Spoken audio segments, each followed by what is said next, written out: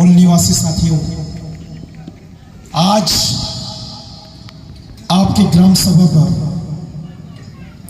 राष्ट्रीय गोंडवाना पार्टी के उम्मीदवार दादा देवविलास भोगारे जी के जन समर्थन पर आगमन हुआ है। राष्ट्रीय गोंडवाना पार्टी की राष्ट्रीय अध्यक्ष श्रीमती उर्मिला मार्को जी के जनसभा पर। साथियों, देवविलास भोगारे आपके क्षेत्र में वो नाम है जिन्होंने 119 गांवों में CFR के तहत आदिवासियों के वन अधिकार के पट्टे बांटे हैं।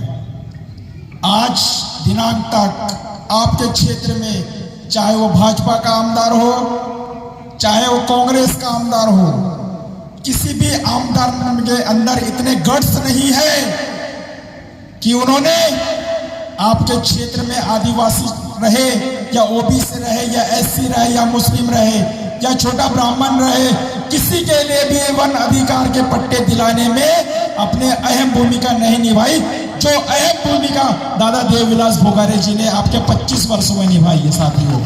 साथियों, आपके क्षेत्र में जितने भी आमदार रहे, मैं अभी चीजगढ़ से आपके कोकड़ी तक आया, आते तक मुझे ऐसा लगा कि आपके क्षेत्र में मध्य प्रदेश में जो माइनिंग खुदी है, आपके कोकड़ी से चीजगढ़ से कोकड़ी तक पूरी माइनिंग के गड्ढे यहां पर हुए हैं।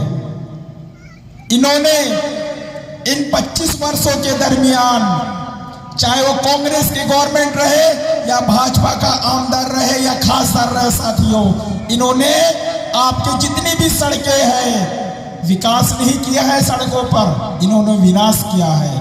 ऊपर में गोबर की जैसी लेप काली वाली लगा दिए और नीचे में गिट्टी डाल दिए, जैसी बारिश आई पूरा सेफ सलाब। आप जाकर के देख सकते हैं, रोज रात दिन आना जाना करते हैं। साथियों, चाहे वो भाजपा की गवर्नमेंट हो, चाहे कांग्रेस की गवर्नमेंट हो, दोनों ही गवर्नमेंट में दोनों ही चचेरे और मौसी भाई है। इन्होंने जितनी भी योजनाएं आप लोगों के बीच में लाई, सारी की सारी योजनाएं मट्टी पलित योजनाएं हैं।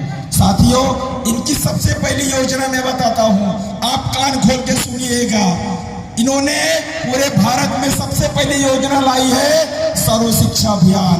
साथियों, सर्व शिक्षा अभियान के साथ साथ इन्होंने मध्याह्न भोजन भी लाया है, और मध्याह्न भोजन में कक्षा 1 से लेकर के कक्षा 8 तक के जितने भी बच्चे हैं, उनके लिए मध्याह्न भोजन की प्राथमिक स्कूल में व्यवस्था की गई। साथियों, बच्चे अपने बैग में पुस्तक कम और थाली और लोटा लेके जाते थे। साथियों, और आज भी यही हाल मध्य प्रदेश में है, अपने बैग में बच्चे थाली और गिलास लेकर के जाते हैं और ये इंतजार करते हैं कि कब घंटी बजे और कब हमको खाना मिले। इन्होंने साथियों आपके बच्चों को एक एजुकेटेड विद्यार्थी नहीं बनाया है, आपके बच्चों को 4 वर्ग की श्रेणी में लाकर शामिल कर दिया। साथियों, इन्होंने एक और योजना लाई, ताली वाली बजाने बात नहीं है, ये पागल है, इन्होंने ताली बजाने मत बजाइए, क्योंकि इन्होंने विकास नहीं किया। साथियों, इन्होंने विनाश किया है।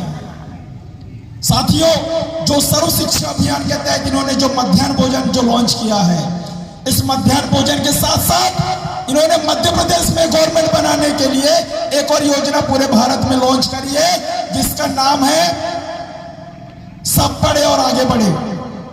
साथियों, सब पढ़े और आगे बढ़े के चक्कर में ये योजना भी फ्लॉप ये हुई है कि यदि किसी बच्चे को यदि सप्लीमेंट्री भी आई है और यदि वो 3 सब्जेक्ट में भी फेल हुआ है, तो उन्होंने गवर्नमेंट ने उसको आगे बढ़ा दी।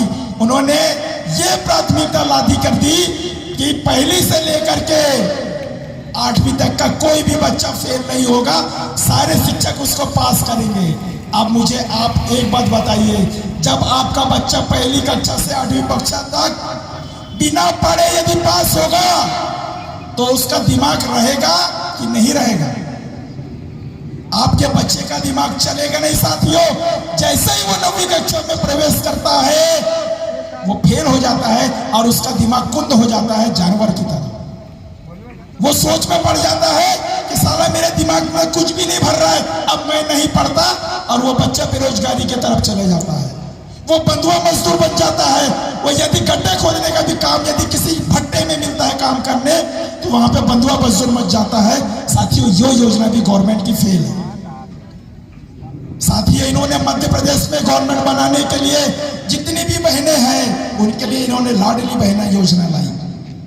उस लाडली बहना योजना में इन्होंने मध्य प्रदेश में 1250 रुपए प्रति माह के हिसाब से दिया, और आपके महाराष्ट्र में 1500 रुपए की योजना लाई है। लेकिन मेरे सभी आदिवासी मूल निवासी बहनों, कान खोल करके याद रखिए, इनकी योजना भी फेल है, क्योंकि इस योजना के पीछे जितनी बहनों को पैसा मिल रहा है उसके पीछे ये टैक्स उल्टा ज्यादा गवर्नमेंट को दे रहे हैं। और जितने भी बहनें इस योजना का लाभ ले रहे हैं उनके मेरे जैसे बेरोजगार युवा बच्चे पैदा हो रहे हैं। पढ़ तो जरूर रहे हैं लेकिन बेरोजगार पैदा हो रहे हैं। इसलिए मैं आपसे गुजारिश करूंगा, ये जो चुनाव है ये चुनाव नहीं, ये आप लोगों के लिए चुनौती है। और आपको इस बार इस चुनाव में यह तय करना है कि आपको शराबी नेता चाहिए, आपको खराब आमदार चाहिए, आपको अनपढ़ आमदार चाहिए कि सच्चा आमदार चाहिए। साथियों, जब हम बच्चों की शादी करते हैं,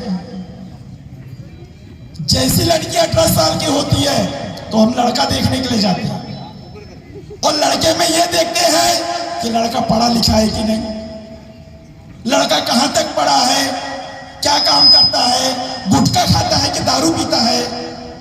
सारे गुण हम लड़के के अंदर देखते हैं, सारे गुण हम लड़कियों के अंदर देखते हैं।